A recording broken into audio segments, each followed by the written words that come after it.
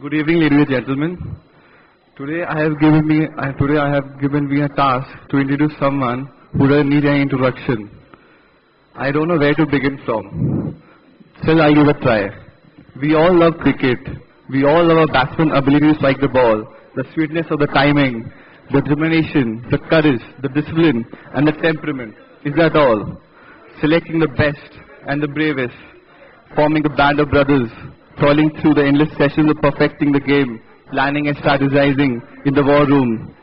Finally, when the moment arrives, the gladiator dons the armor, walks out in the arena, and takes the stance against the opponents. One man struggles against the rest. This evening, we have the privilege of being here with us, the lone warrior who has seen to it all, who is the epitome for both young and old to follow, the lifeblood of Indian cricket for all generations.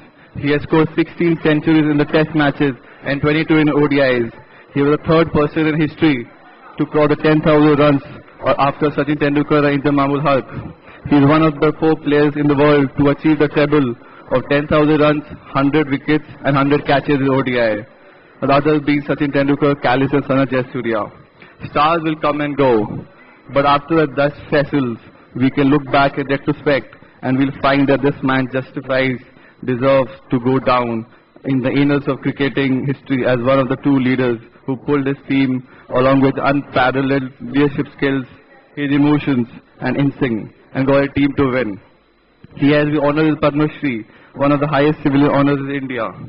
The lessons of form of life can be taken from the game of sports. It is said that making a comeback with dignity is one of the more difficult things in the world to do. And this man had done it twice, one at the individual level and one as a team member. Before he became the captain, the team was ranked the 8th position, and he made it to second in 2003 World Cup. And he was dropped in 2005, and he successfully made a comeback and was there till 2010. Author Mihir Bose, in his book The Magic of Indian Cricket and Society in India, commented that he was, and I quote here, was considered impartial, non-parochial, and forever pushed his players to perform better. Off the field, his interaction with the media, his fans, and detractors were uncompromisingly honest and earned him the respect of the cricket followers everywhere. Rahul Dravid once said, on the offside, first there is God, and then there is Sourav Ganguly. And I'm extremely honored to have the chance to welcome my inspiration, each and every cricket lover and avid football fan, and the co-patron of the most cherished football clubs in India, Atletico de Kolkata, one of India's most successful captain of Indian team in the modern time. Please welcome on stage Shri Padma Shri Sourav Ganguly. Ladies and gentlemen, please welcome Mr. Sourav Ganguly on stage, please. We request you, sir, to take your seat. Thank you, Mr. Ganguly. I would now like to take this opportunity to introduce before you the moderator, Mr. Gautam Bhattacharya, Associate Editor, Ananda Bajar Patrika. May I request you, sir, to kindly come onto the dais and take your seat. Mr. Gautam Bhattacharya is a sports journalist, and he joined Ananda Bajar Patrika in January 1983 as a trainee journalist with the Telegraph and has been with the publication ever since. He is also a sports analyst at Star Anando. He has interviewed many renowned sports persons and eminent personalities of the likes of Don Bradman, Harold Larwood, Arthur C. Clarke, Nelson Mandela, Diego Maradona, Muhammad Yunus, Amitabh Bachchan, Asha Bhosle, Jimmy Connors and Nadia Comaneci. He has written many books including Bodyliner Birudh, Bapi Barija, Celebrated Ekhon Apnew, Such. It's a biography of Sachin Tendulkar, and he's the author of the first e-book in Bengali, Jaya Hai. His efforts in journalism and skill of writing has fetched him many awards. A warm welcome to you, sir, and I now hand over the session to you. Thank you. Good evening. You just saw what's happening around us. This man, as record would suggest, retired in 2008. রোজ মনে হচ্ছে পপুলারিটিটা আরো বাড়ছে।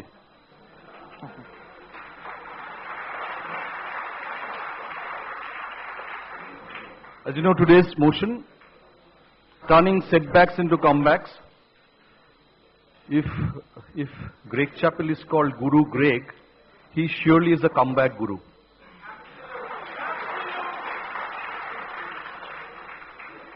I will leave the floor for him, but before that, just a very innocent question. Just imagine Greg Chappell sitting somewhere there. What would be your New Year wish for him before 2016 comes? They're saying Bapi Badeja. I don't know what to say. What is your New Year wish for Greg Chappell? Mine? Yes. I wish him all the luck and hope he has a great life. Sachin just very recently said that he actually turned the clock back, took Indian cricket 5 years back. Do you think Sachin was too generous? I thought this was a show of transforming setbacks into comebacks and not a Greg Chappell show. Well, Greg Chappell epitomized that phase of your career where you sort of turned your setback, quote unquote, Mr. Chappell, into a comeback. I think you know, in life, everybody cannot be a friend. In a professional world, everybody cannot be a friend, and I've realized that in various aspects of my life, whether in sport, whether in administration, or whether in other things in life, because it's a place everybody wants.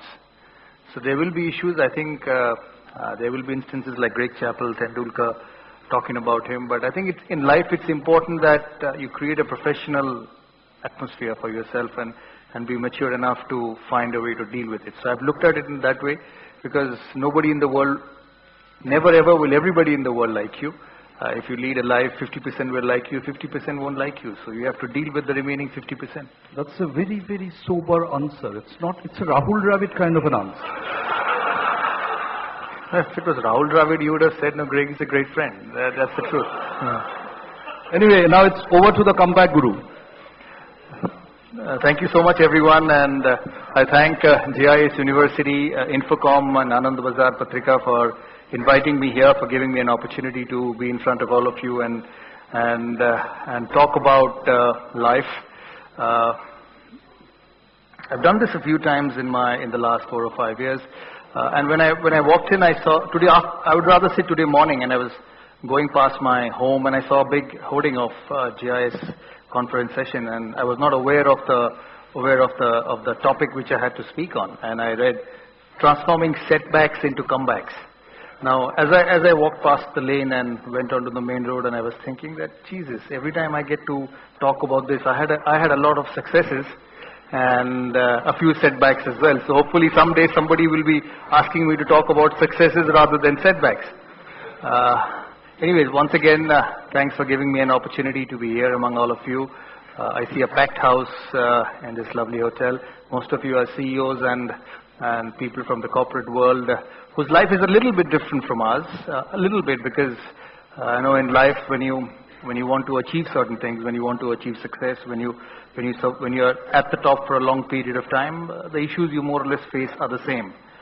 Before I start my experiences and my opinion and ideas about life and leadership and transforming setbacks into comebacks, I would say that I would bless all of you not to have too many setbacks.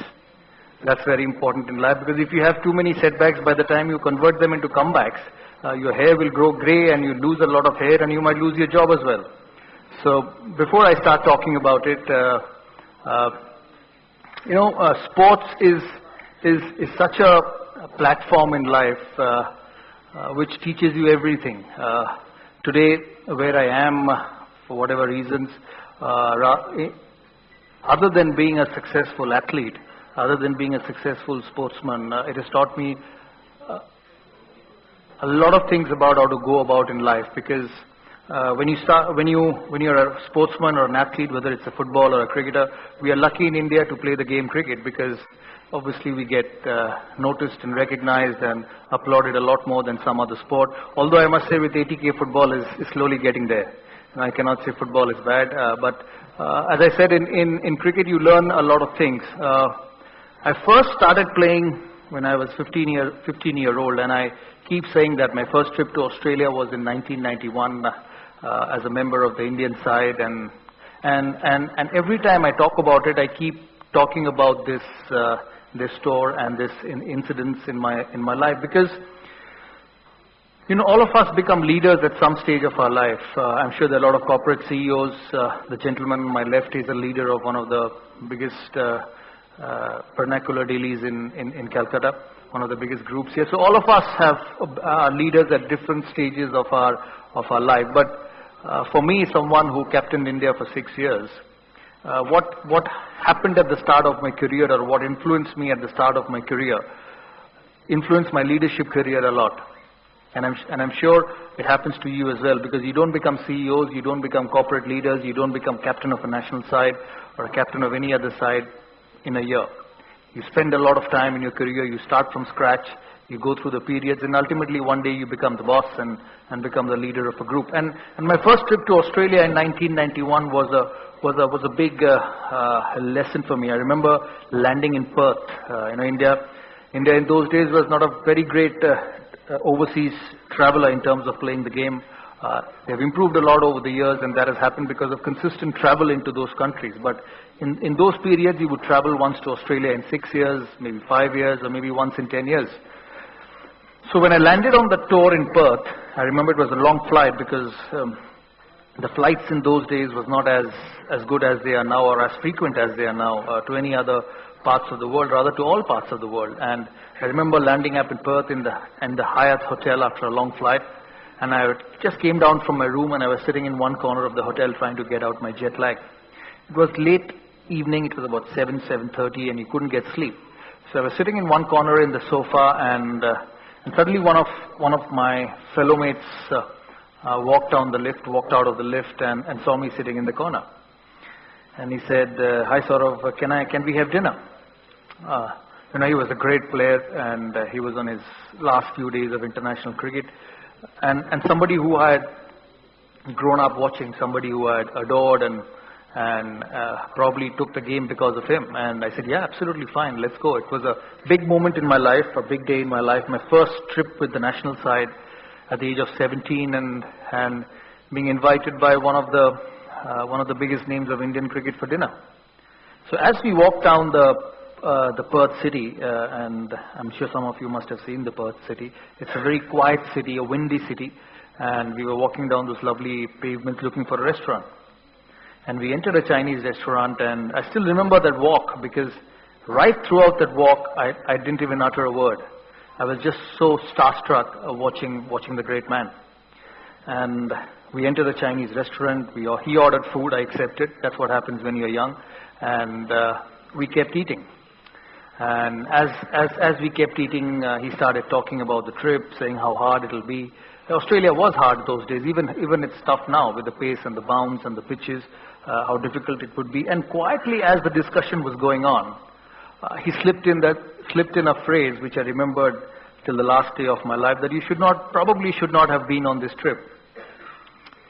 So I didn't know what to do, because that lovely Chinese which was going down the throat suddenly got stuck halfway, and I didn't react. I kept eating, and the dinner finished. He was kind enough to pay the bill for both of us, and we walked back down the pavement and back to the hotel, and we said bye, and I went back to the room. The reason I say this is, all of us start at various stages, some at 17, some at 20, some at little later, some attain greatness at little later. We in sports do it a little bit earlier, because our spans are a lot smaller. And the reason I say this, and the reason I keep repeating this in various occasions, is, for me, that was a huge learning experience in my leadership career. As you know, we all come young. We're trying to make a place for ourselves, and I remembered those words right throughout my cricketing career. I was there in Australia for 2 months, didn't play much cricket, then got left out of the tour and went back home and didn't play for India for 4 years. Not that I miss much, because when you're 18 and when you're at that age, you just enjoy playing. It doesn't matter where you picked, which team you wanted to. All of us wanted to play for India, but we never bothered at that age whether we were picked or not picked. When you talk about setbacks in your career, all of us have setbacks. All of us are leaders. and the setbacks for leaders are a lot more noticeable than a setback for other members of the group, because when you're a member of the group, you have this opportunity to pass it on to someone. He's responsible. But when you're a leader of a group, it's very hard to do that. As they say, the captain, when the team wins, it's the team's victory, and when the team loses, the captain's responsible. That's the way it has been in life, and that's the way probably it will continue. And during my career, during my course of playing days, I came back in 1996 and then went on to captain India in the year 2000. I didn't expect to captain India so early, but when I became captain of India in the year 2000, my biggest lookout was for the identification of talent, to create a team. Because if you don't create a team, if you don't have the right people around you, your setbacks will never transform into comebacks. And when I mean setbacks as a team. Individually you have a setback, but we played a team sport. Like most of you in corporate world, when you're working for INFOCOM, or when you're working for ABP or JIS, it's a team of people which work around you. Your success depends on the people around you. Your failures depend on the people around you. Yes, you're a bit more talented, a bit more gifted than the rest, and you can mold the people around you, but it's very, very important to have the right kind of people to help you to attain the objectives with which you started the job. And when I first became captain of India in the year 2000, I still remember my first team meeting in Kochi, and I had to rehearse it for 2 days because I became captain. Sachin didn't want to do the job, and I still remember my first team meeting where I was shivering to get into the team meeting room and speak in front of players like Tendulkar, Azharuddin, Srinath, Kumble, who probably have played almost 80-90 test matches by the time I became captain. So for me it was important thing was to identify the right talent. And during my playing career over the years, I'm sure with the generosity of the media, I've been identified as someone who helped blossom the careers of Virendra Sehwag and Yuvraj Singh and Harbhajan Singh and Zahir Khan and various other players who played during the era. Sometimes when I read it, I feel I get a bit too much for what they have achieved, because for me they achieved because they were good. For me they achieved because they were quality players and had enough talent in them to survive at that level. Because in sport, when you cross that line, when you're out of the pavilion and you're walking out to bat or bowl, it's about you. It's about what you do. Yes, we talk about team sport. We talk about winning a cricket match because all 11 would contribute. But for me, it's about every individual contributing to become a winning team. So when I was given the respect of picking a team for India, for me the biggest thing was, and I'm sure as I said with all corporates of you, is about identifying the right person. I had a belief in me, and I had a idea in me that tomorrow if I pick a person, it should not be after a couple of performances. If somebody has to play for India, if somebody has to be a part of this team, he has to be given an opportunity over a period of time. And to give an opportunity to someone over a period of time, you first had to understand whether he had the ability to be given that opportunity over a period of time. I'm sure in your corporate world, a lot of CEOs are here. When you pick or when you give jobs to a lot of employees, you think of giving them jobs over a longer period of time.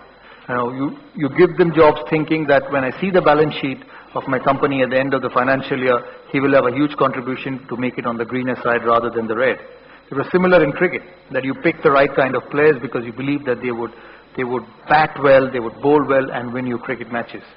So this is something which I believed in my captaincy career, is that when you pick a player, you pick him after a while, after allowing him to score runs in domestic cricket, after allowing him to perform over a period of time. But when you pick him and give him an opportunity to play in your side, you give him a fair bit of opportunity. Because all of us here, including me and including the best who have been successful and who have been role models, all of us have the fear of failure. All of us have the fear of failure, that if I don't perform, what? If I don't get runs, what happens? Life's a lot easier for most of you here because if you don't perform for ABP, you get a job in JIS. If you don't perform for JIS, you get a job in ITC. If you don't perform for ITC, you get a job in Taj. But for us, if you don't perform for India, you go and play first-class cricket. We had only a dog and a cow and few old men who are out in their morning walks watch cricket. So for us, it was a massive drop. At one stage on a Saturday, you see 100,000 watching at Eden Gardens. You nick one from James Anderson. Next Saturday, you see 3 people watching cricket at Eden Gardens. So that was the disparity we had in our profession. So life's a lot better for you, and you don't have to take setbacks so seriously as we did. So for me, the biggest, as he said, is to take the fear of failure away from an individual. He should not be worried what the captain's thinking. He should not be worried what the selector is thinking. He should not be worried what happens if I nick it.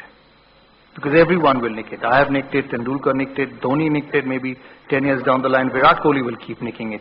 So for him it was important, for all of us it was important to make him believe that all what mattered for your success was that white or the red cricket ball which is coming out of the hand. You will get an opportunity. You will get 5 games to succeed, so that all your focus and energy is taken away from the negativity. Because when you start worrying about your place, when you start worrying about your setbacks, when you start worrying about your failures, you lose a lot of energy. You have sleepless nights. You have the fear of losing something which is very close to you. And I think that's when a leader, that's when somebody who wants you to do well comes into the picture. I remember coming back into the national side in the year 2006 after being left out from the one-day team for 6 months. And I couldn't believe that someone like me who got about 10,000 runs in a period of 10 years in one-day cricket wouldn't be playing one-day cricket. And I remember coming back against the West Indies after my good performance in South Africa, and I remember the hotel in Nagpur. And I've stayed in that hotel must be 15, 20 times, and I remember the night before the West Indies game. I couldn't sleep. I got so angry at the middle of the night at 3 o'clock that I just woke up and called the reception and said, "Can you find a way I can sleep?" So he got scared that Sourav Ganguly is calling up and asking the receptionist that, "Can you find a way I can sleep?" Because I was so nervous. I was so nervous and so desperate to do well that I kept turning the bed on the other side. I slept on this side, I slept on this side, and I didn't get 1 minute of sleep till 6 o'clock in the morning, because we had to play a day game and we left at 6:45 in the morning for the game. And I said, it's going to be a tough day for me because it was hot in Nagpur and I couldn't get a sleep the whole night. And I said, how am I going to get runs? I went on to bat. I got hit in the first over by a West Indies fast bowler in the elbow, and I went on to get 99.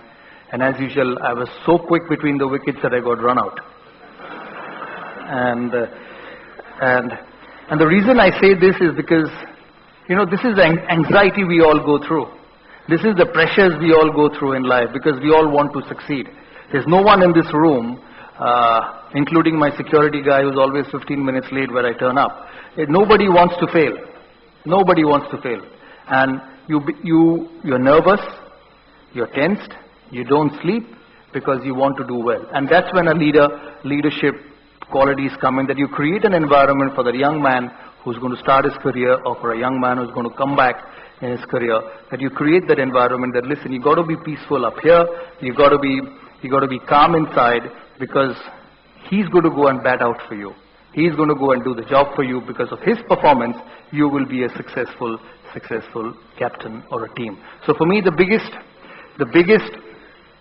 issue was, I'm sure with all of you, is to identify the right talent. Now, once you identify the right talent and give him an opportunity to perform over a period of time, as I said, it's allowing the talent to perform. For us and for every cricket team in the world and for every corporate in this room and in this world, it's about the dressing room environment. It's about having a group of people in the dressing room who are ready to stand up, who are ready to fight, and who know that if I give my best for my leader, for my team, I will be looked after. Because transforming setbacks into comebacks doesn't happen overnight. It doesn't happen, you wake up in the morning and go and perform. it's a process. You know what? The best thing, what Greg Chappell had told me, and he's told me some good things also, other than kicking me out of the side. And he said that when you prepare for a test match, you don't prepare 3 days before the test match. You prepare 6 months ago, and which is so true. You know, you go to Australia in the month of December, you visualize what you're doing in the month of May. You keep training, you keep visualizing playing a Glenn McGrath in the nets day in, day out to succeed there.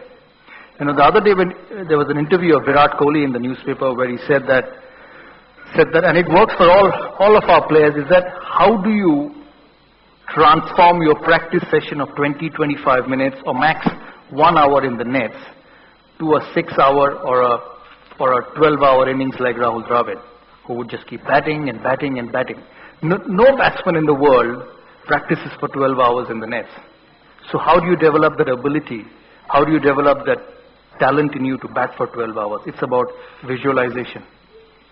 It's about imagining when you're in the bus, when you're in your sofa, when you're watching TV, when you're getting hammered by your wife.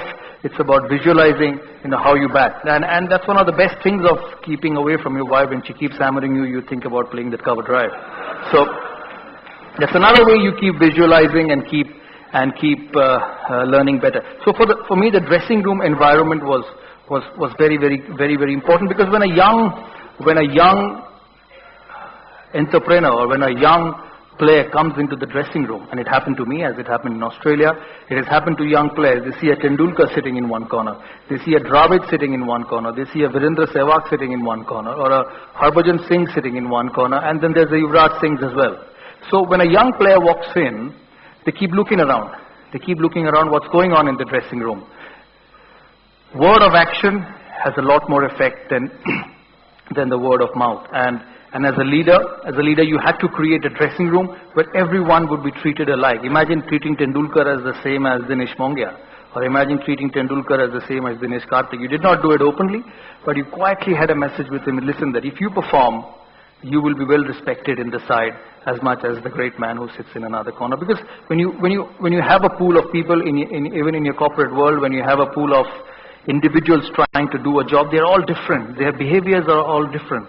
You know, somebody like Rahul Dravid, he planned his breakfast as well. And he was so meticulous in what he did in his life. If you go and ask him at 8 o'clock in the evening, Jam, tomorrow is 7:30 breakfast, what are you eating? So he'll say it's juice, cornflakes, milk, one after the other, because he's planned it as well. And there's another person like Yuvraj Singh who would actually wake up in the morning and say, we've got breakfast, so you got to eat and play. So you have different people in the environment who react to situations differently, and I think that's where your leadership qualities come in. I met Rahul Dravid the other day at the Jadavpur cricket ground. He's the under-19 coach now, and I sent a message through someone that I want to meet him, because otherwise he would say the president of CEB doesn't meet the coach of India. So I sent a message to the security, and Dravid didn't turn up for 15 minutes. The first thought which came to my mind, I'm sure he's thinking, what question I'm going to ask and what is he going to answer for those 15 minutes before he comes up and speaks to me. So that how meticulous was Rahul Dravid, and one of the great players in Indian cricket, as good as anybody you will see in India. You know, I've had the honor of batting with him for a long period of times, and his concentration, his preparation, and his way of success was unbelievable. So in your corporate world, I'm sure you have this variety of people, and as a leader, if you have to create a team, if you have to create an environment, you deal with those sort of people, and you deal with how these people react, and you know, the best thing one of the Chappell brothers have said, and it's the senior one, not the junior one, the young Chappell, they keep saying that, can you give me the answer when you keep saying that a leader has to lead by example all the time? And I'm sure in your corporate world you hear about leading by example. The boss has to lead by example. For God's sake, the boss is also a human being. The boss has also a bad day. The boss also doesn't want to turn up in office. The boss also wants to party one night. The boss also wants to come back at 4 in the morning and turn up late in office. So I've never believed in this phrase of a leader has to lead by example, because that example never happens. And I think the only person who could do it was Rahul Dravid and nobody else. The lead by example, and I feel the leader should lead by character. A leader should lead by instincts. A leader should lead by the environment he creates. The leader should lead by what the legacy he lives in the dressing room, and the leader should lead by his thought process of treating everyone in the same manner. Because to create setbacks into comebacks, the leader is the most important aspect of any institution, of any cricket team or any football team. Another, for me, the biggest, or rather one of the reasons of, or one of the main ingredients of converting setbacks into comebacks is self-belief. And all of us have self-doubts. You know, you don't get runs in 4 innings in a series. You start believing whether I'm good enough. You know, you get kicked out of a job in one of the big corporates, whether rightly or wrongly, where the boss likes the other guy, in spite of you being capable enough. You suffer from self-doubts. That where do I go? Whether I'm good enough, whether I've been rightly kicked out. You know you've not been rightly kicked out, but then repeatedly when you get through these setbacks, you start believing that maybe something's wrong with me. And I think that's one of the most important aspects that you should all of us should start enrolling in our character, is about self-belief. That come what may happen, that when I wake up in the morning, I'll believe I am the best. And one of my very, very dear friends, and one of the greatest film actors or popular film actors of the current world, Shah Rukh Khan, he was the owner of the Kolkata Knight Riders in the first 3 seasons. And I remember in the first season, we were playing a game against the Royal Challengers Bangalore, and it was raining at Eden Gardens. We had a great dressing room in the KKR team. We had Shoaib Akhtar, who was all-time entertainment in the dressing room. We had Shah Rukh Khan, and we had a great environment. And we were sitting in the sofa at the Eden Gardens, and as usual, Shoaib was completely engrossed in Shah Rukh Khan. You know, a Hindi film star. He must have seen his films in Pakistan all day, and he was just sitting next to him, looking at him, and the rest of them were all answering questions. And we were talking about teams and environments, and I asked him a question, because I was so fond of him in those days. I'm still fond of him before he starts thinking that I'm not fond of him anymore because he's asked me to leave from KKR. But that's not the case, and I was so fond of him, and I asked him that, you know, you came into the film industry on your own. You didn't belong to the Kapoor family, who had an automatic entry into the film industry. You didn't belong to maybe some of the Khans, whose parents have been in the industry for long, who are film producers, and you get an automatic opportunity. You are not a part of the Bachchan family. You couldn't dance like Hrithik Roshan. You're not half as good looking as Hrithik Roshan. So what makes you successful? And something he told me which I remember a lot. He said, Sourav, when I first came to Bombay, on the Marine Drive in Bandra, rather not on the Marine Drive, in the Bandra beach, the house where he lives in, he used to come and sit on that bench, on that iron bench, and spend time in the evening and keep looking at the house. And he said, Sourav, I promised 2 things in my life, that one day I will buy that house, and every morning when I woke up, I used to look at myself at the mirror. I used to look at myself at the mirror and say that I am not as good looking as Hrithik Roshan. I'm not as good as an actor as Amir Khan. I'm not as good as Salman Khan in creating tantrums and having headlines in the newspaper. I am what I am. I am blessed with certain abilities, which may be good, which may not be good. What I will do is I will make the most of my ability, and I used to wake up every morning and stand in front of the mirror and say I'm the best. With whatever I have, with my dark looks, with my slim body, with sleepless nights, with my inability to dance, I am what I am, and I believe I am the best. And it works like magic. On my on my second trip to England in 1996, when I got picked again after being left out for 4 years, we were at Sussex on a cold English morning in the month of May. And you can imagine how, not May, probably end of April, how end of April in England is in Sussex on the seaside. It was cold and windy, and I was given an opportunity to play. The great Sachin Tendulkar asked me to stand at Silly Point without a helmet and no shin pads, and gave the ball to Narendra Hirwani, who in that cold weather bowled 4 full tosses in 1 over. So you could imagine the man standing at silly point, what he was doing. So before the ball came out of his hand, I was already starting to move back. And I got fired by Sachin Tendulkar of not showing enough guts to stand in front. That was before I got the Test 100. And I didn't know what to say. I tried to be brave, and till he got fed up of Hirwani bowling full tosses and asked me to go and stand at short cover. And so I met Desmond Haynes that evening. He was the coach of Sussex, and I asked him, and Desmond Haynes and Gordon Greenwich in my era were absolute champions, and I quietly went and sat next to him in the chair, and I was admiring Desmond Haynes, and I pushed myself and said, okay, I'll ask him a few questions because this is an important tour for me, and I want to succeed.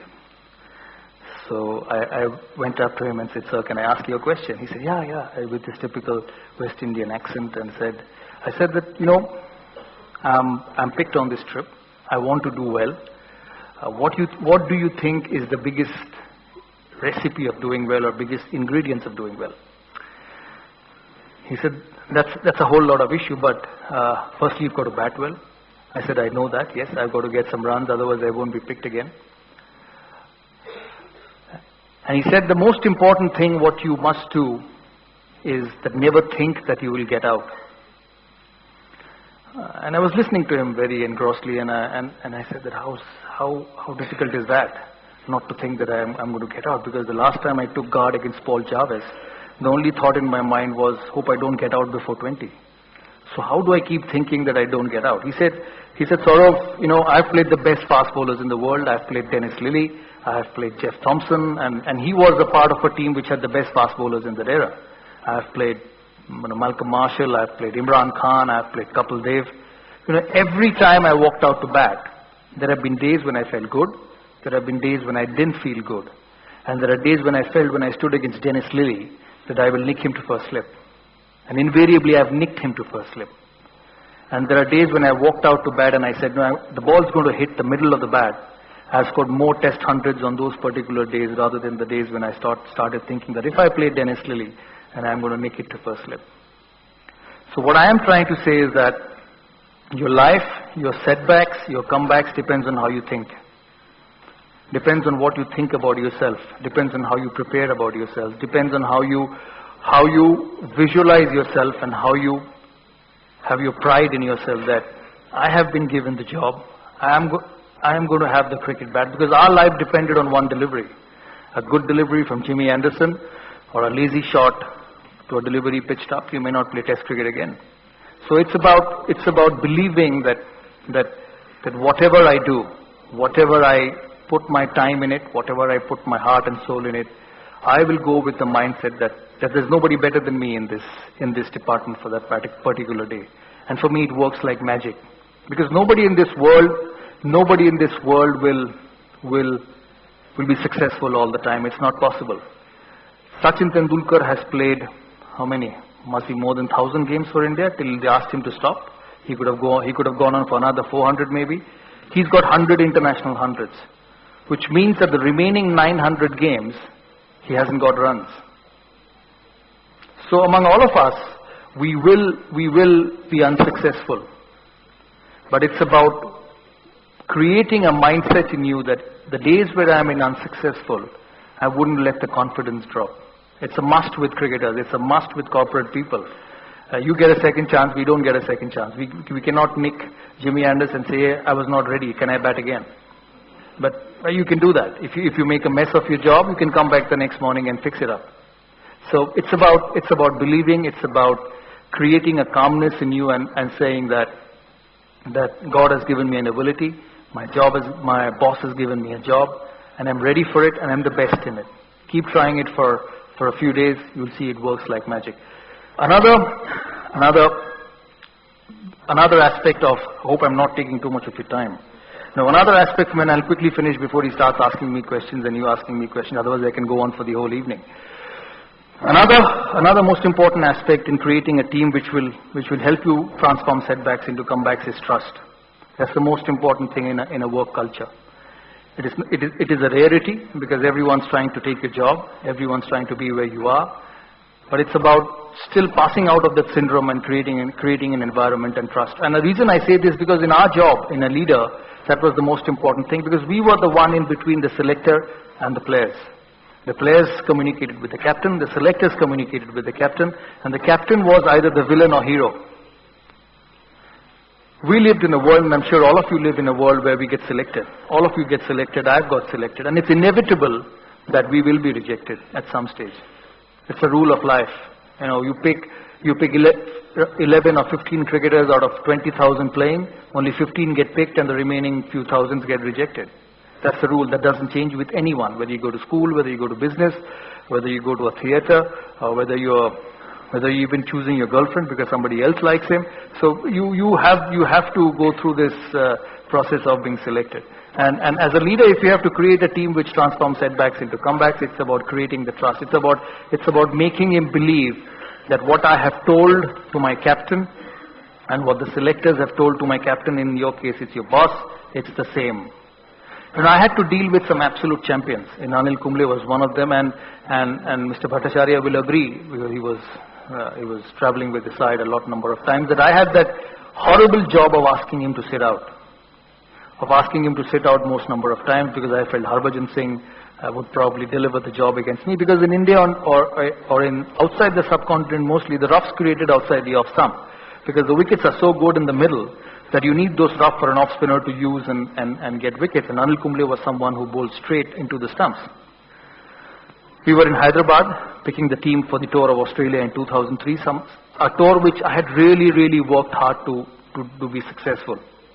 And I remember going into the selection committee that in Hyderabad, we played a one-day game, we beat New Zealand, and we qualified for the Tri-Series final at home. And I entered into the selection committee at 11 o'clock in the night, and I had with me one of my most trusted soldiers in John Wright. You know, John Wright was one of the nicest persons I've met, not when he played his guitar, because he had this huge habit of playing a guitar every evening in the hotel, and his guitar had no music. And it was probably the worst guitarist I've ever met, and I've ever listened to in my career. And we in Indian teams used to stay in one floor, so one room kept following the other. So we couldn't miss John even if you want to. And the worst bit was when he played his guitar when we lost, because that was absolutely unhearable when you lost a cricket match. So we had to go and tell John that, John, listen, you play your guitar, we love you, but there's a condition to that. And he said, what? I said, you're only going to play the guitar when we win, because that's the only time we can tolerate you, and not the other way around. So I went into with one of my very dear friends, John, to the selection meeting, and I said, John, I'm going to pick Anil Kumble. He was in his shorts and t-shirt, and he said, yeah, Matt, it's fine. I'm with you. So we went into the meeting. Harbhajan Singh was an automatic choice, and the selectors were picking Murli Karthik, because they felt that Australia didn't play spin well, left arm spin well. Daniel Vettori just had a success a week ago when New Zealand were touring. So let's pick a left arm spinner. Anil Kumble doesn't get wickets outside India. And I said, no, Anil Kumble has to go. It went on for an hour, for 2 hours. John was yawning. He missed his beer in that night, and he was fuming at me to accept Murli Karthik and go ahead onto the tour of Australia. But I was hell-bent. And at 1 o'clock in the night, John said, mate, can I speak to you outside? I said, yeah, let's go. I knew what he was saying. He said, let's go with Murli Karthik and forget this. I said, no, if you have to go to the hotel early, you go. I'll take a car, because there are enough cars in this stadium. You carry on, I'll sit with the selectors and finish. So ultimately at 2 o'clock in the night, when I gave an ultimatum that I'm not leaving this room without Anil Kumble, he got picked for the side. And we left the meeting, we went to Australia in 10 days' time. Invariably I had to leave him out in the Brisbane Test, where we wanted to play one spinner. And the reason I say this is because in a team environment, when you're captain and when you're a selector, when you're dealing with a group of people, word goes out.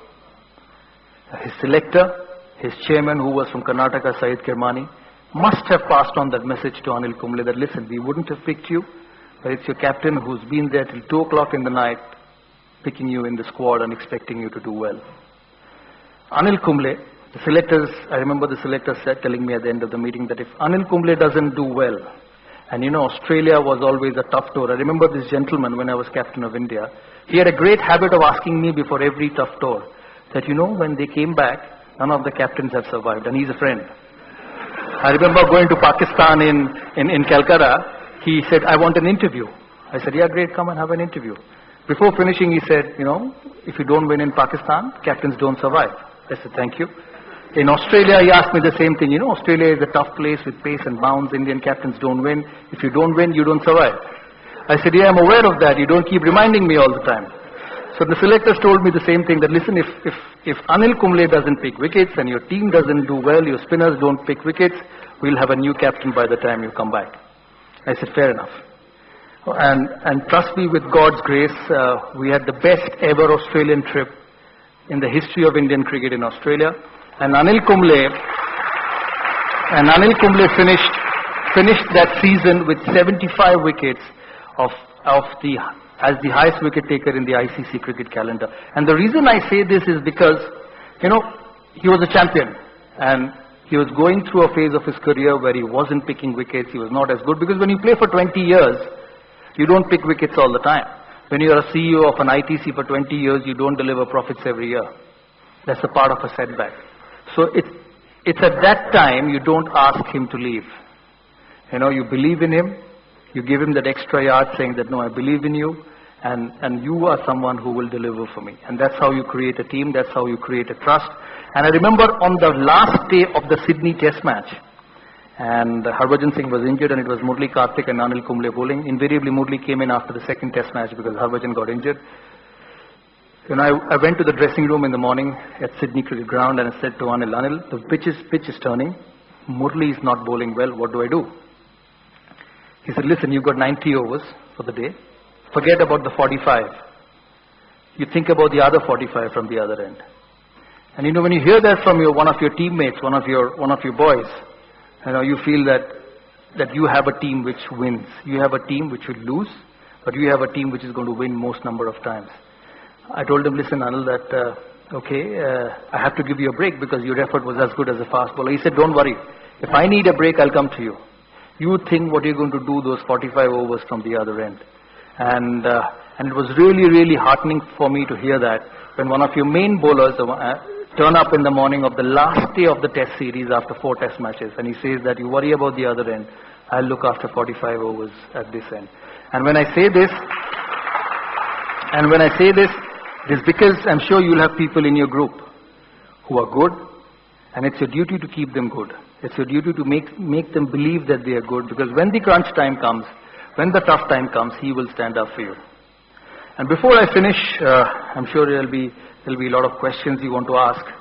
For me, the biggest setback of my career was in 2006 when I got left out because of my friend Greg Chappell, because I never believed in your corporate world that you slip a page under the door when a new coach comes in or when a new boss comes in that, listen, I'm with you. I never did that. I never slipped that note under the door. And obviously I got left out after getting 100 in the series in Zimbabwe. Came back, they said I wasn't fit and I got left out. They asked me to prove my fitness. I went to Rajkot, one of the flattest wickets in the world, and got 150. And they said they didn't have a place for me in the side. I got left out for 6 months, and I think for me that was one part of my life which changed me as a person. And I realized that whatever setbacks you have, if you keep working hard, if you keep trying hard, you will come out of it. And I'll tell you a few instances. My father, who was alive then, he used to wake up every morning. I had played about 300 games for India by then and captained 200 games by then. And he said that, listen, you've done everything. I was about 34 years of age. And he said, you've done everything. You've captained 200 games. You've got so many hundreds, so many runs. He remembered my stats by heart because that's all what he did after I started playing, just to make sure I play well. And he said, why go through this? So I said, why do you say that? He says, no, don't worry about it. No, I don't think they'll pick you again and you may not play again. I said, fine. So after repeatedly hearing him for a couple of days and 3 days, and I said, can I tell you something? He said, yeah. I said that I'm 34 years of age. For me, cricket is the most closest to my heart. This is what I've done all my life. This is what I've loved all my life. I've already played 10 years for India, and the graph was only up for those 10 years. So this is the first time in 10 years, whether rightly or wrongly, and for me it was wrongly, so the graph's gone down. I know I may not make it, because that's how it is, because we get selected. The reason Leander plays at 44 years of age, because nobody selects him. And if he's good, he plays. But our sport and most of your careers, you'll get selected. So in spite of being good at various stages of your life, you may have to go. Look at Sehwag. He finished at the age of 34. One of the greatest players India has ever produced. Never got to play a test match at the age of 34 because we get selected by the selectors. And I told my dad that, listen, if I finish, I will still be remembered. I was at that time the most successful captain of India till Dhoni took over in the recent years. And I said that if I leave now, I'll finish, I'll play some first class cricket, made enough money in my life, no problems. But at the age of 42, 43, I don't want to spend a life thinking that I didn't try when the chips were down. And I told him that I'm going to try, and you give me 2 years and I'll see what happens.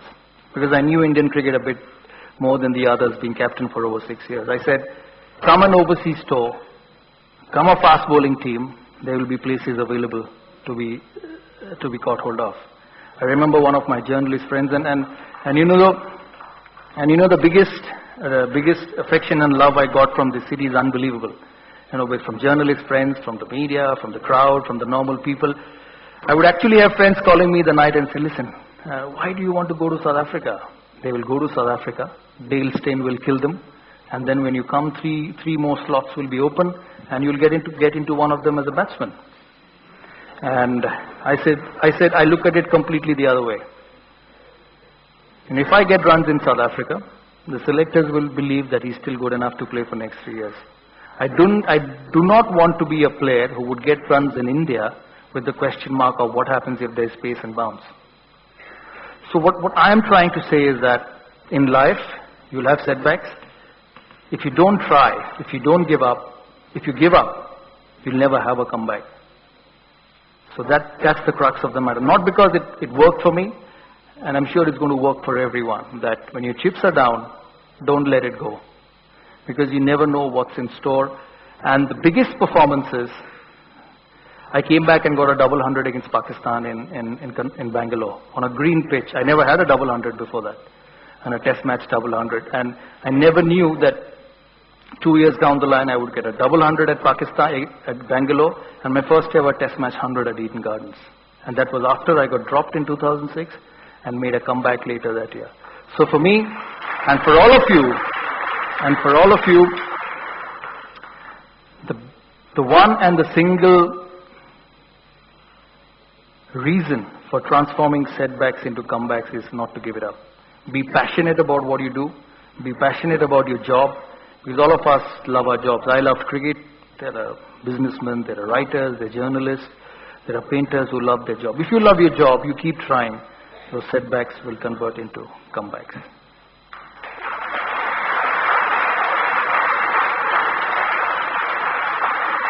That's fascinating. I just want to ask Sourav. I remember, again, we go back to Greg Chappell because I thought that was the toughest comeback that you exercised. He said on the eve of the test match in Johannesburg, there was a team meeting. He was there again in Johannesburg. And the Indian team, they were all shattered because they were actually humiliated. They did not lose. They were humiliated in the one-day series. And from Dravid onwards, all of them spoke at the team meeting. Except me, I wasn't shattered, because if they weren't shattered, I wouldn't have been picked. And then, apparently this is what Greg Chappell said, that Sourav Ganguly, of course I did not enjoy his stay in the dressing room. I had no other option. But this man stood up and said, why are we all thinking about drawing the test match? Why aren't you thinking about winning? And Greg Chappell said, for a minute I told myself, yes, this boy still deserves to play for India. I'll add, because Greg Chappell did not understand the right reason, because 5 days on a green wicket in Johannesburg, you either win or lose. So I couldn't say that we'll lose coming back into the dressing room. So the only thing I could say that we'll win. And yeah, just want to ask, you talked about self-belief. Even Kapil Dev said this in television commentary.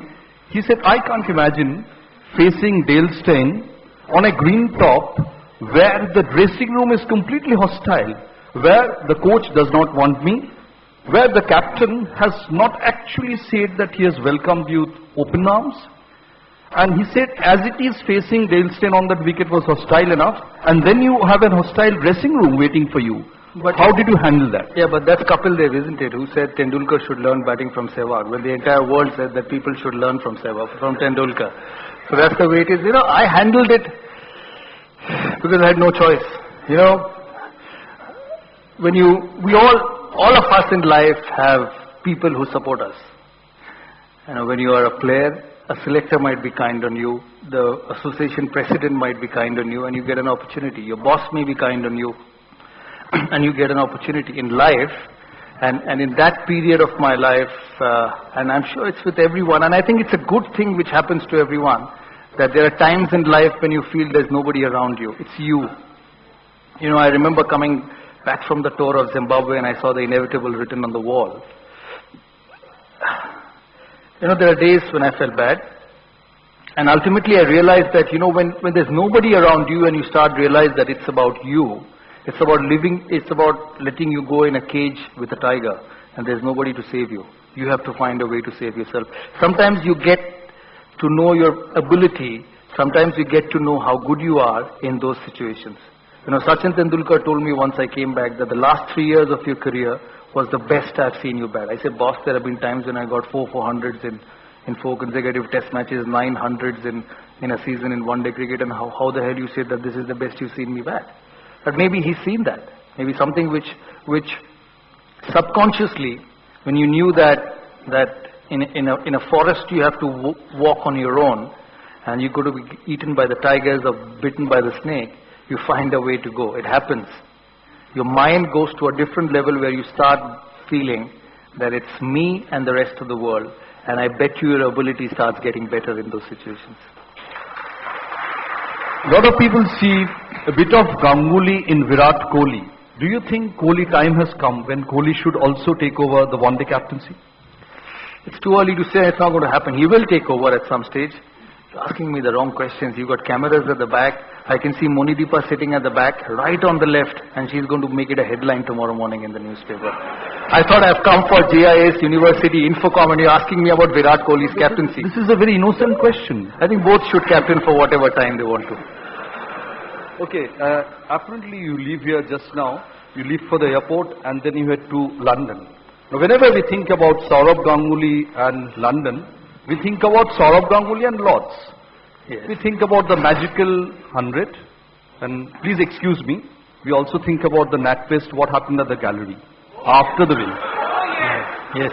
I was getting into the gym a lot during that. That was the original six-pack before the Khans had arrived.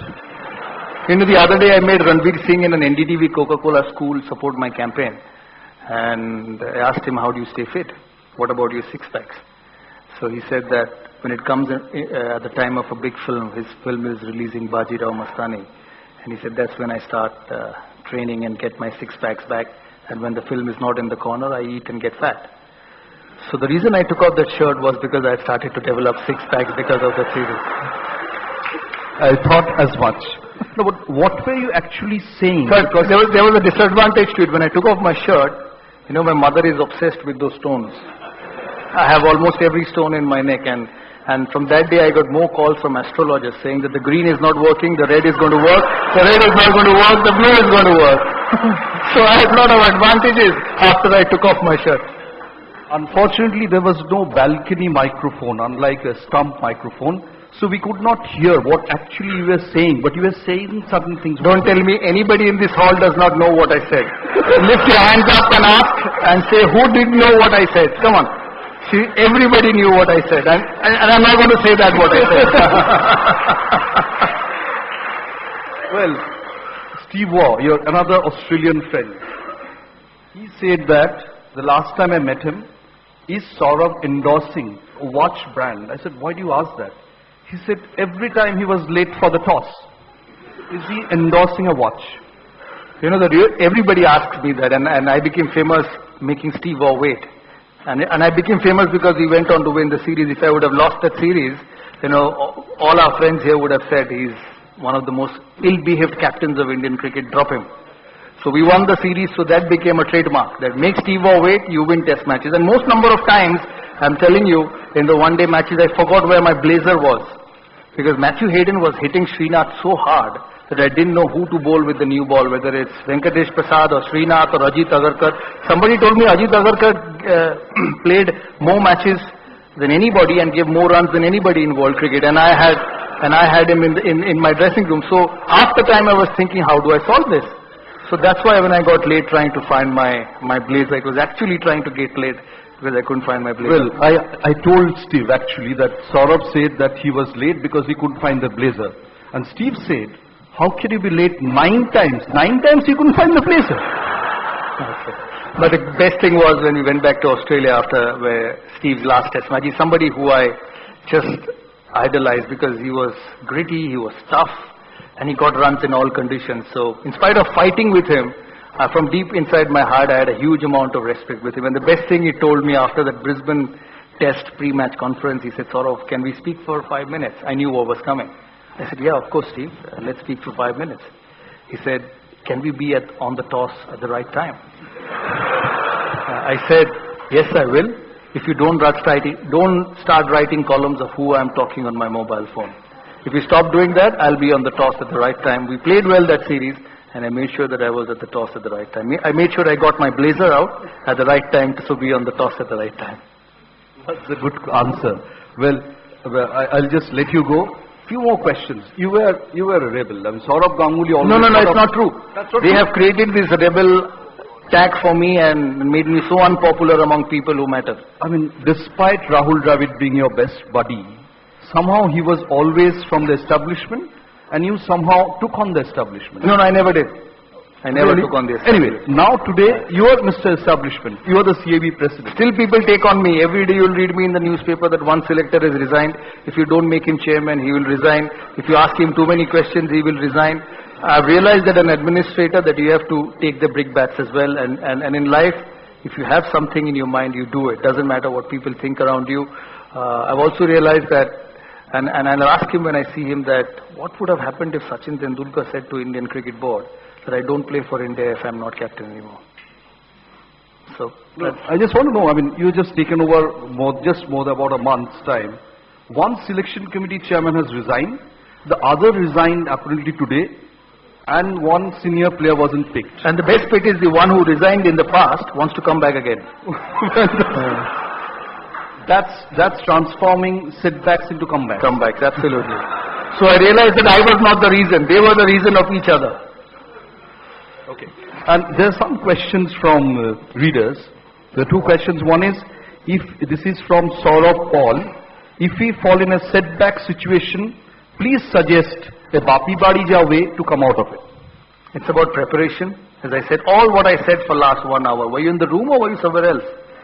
It's exactly what I said for last 1 hour. It's about preparations, it's about belief, it's about work ethics, and it's about being stubborn at times, that I'm good no matter what the world says about me. Another question, whatever you are associated in from Indian team to ATK, you have always been successful. Is it merely a coincidence or there are something which are extremely motivational about the whole thing? I'm slightly more luckier than you are, that's all. Another question, this is a mail from registrar@mailsgsm.org. Kolkata is not viewed as a business-friendly city. You are hosting a television show about new business ventures. What would you tell the potential investors about the business climate in the city? Keep trying unknown territories. You know, magic is always present there. Would you tell them that Dada and Didi is the best partnership in the city? But you want me to live in the city, isn't it? Absolutely, Dada and Didi the best partnership in this city. Dada slightly better. And finally, about the Indian team, there's so many things about going on about the turning tracks. People are saying there's a fight, almost a fight between India and Australia. What did you say is Kohli and Shastri? I mean, tomorrow, supposing you are leading India in the series, what did you say? I didn't know this was a press conference, but I think all teams enjoy their home conditions. They have to be politically right because there are cameras behind. So I think home conditions. See, the breakfast with Dravid has actually, affected you deeply. It has. And before I leave this dressing room, Bangla, there is a term, jaha boli wo sotto chhada mitha boli. Now for all the media, all I said was stories. There's nothing truth in what I said. So that's what you report tomorrow morning. And for all my corporate friends, just pick up what you want and enjoy it. So it doesn't matter because you're not going to write about me tomorrow morning. Thank you so much. Thank you.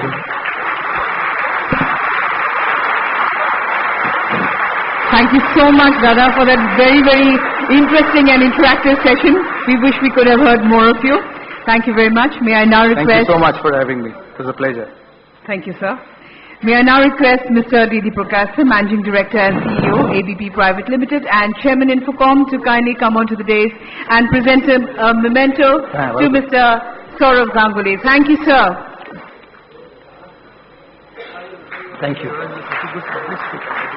Thank you. Thank you so much. Thank you, sir.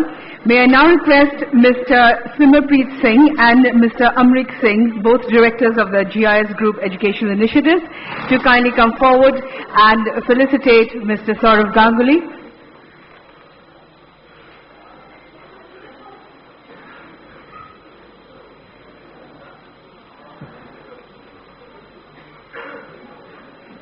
And here is Mr. Simmerpreet Singh and Mr. Amrik Singh, both directors of the JIS Group Educational Initiative.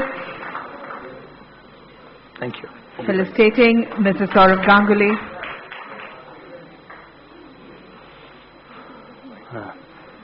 So I'll take you leave because I have to go to catch an Air India.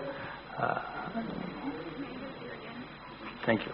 Thank you. Thanks a lot for having me and have a great time. Mr. Ganguly, sir, there are more things. I think they've got now what am I going to do with this?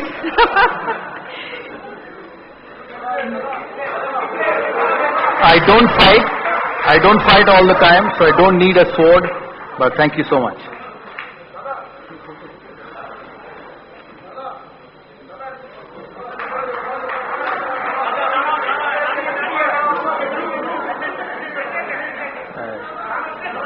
This is the picture for tomorrow. Sourav came for a sword fight and not to talk about Indian cricket. Okay. Thank you. Dada, we have more mementos for you. And from the JIS Group. Thank you so much.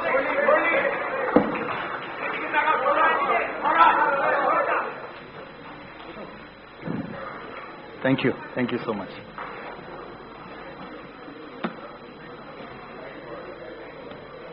Thank you, Dada sir. Sourav, thank you so much for such an interesting session. And we'd also like to thank our moderator, Mr. Gautam Bhattacharya, for a very, very interesting session. Thank you very much.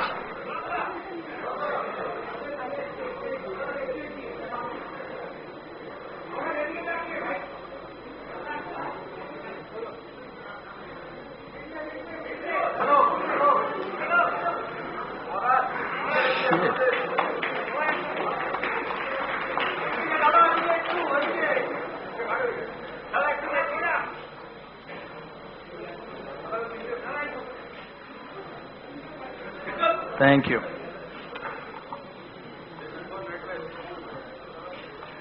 The flight to catch. Thank you very much, Mr. Sourav Ganguly. And please put your hands together, ladies and gentlemen, as Mr. Sourav Ganguly leaves the stage. He has a flight to take. Thank you, sir, for being with us in spite of your busy schedule. Thank you very much.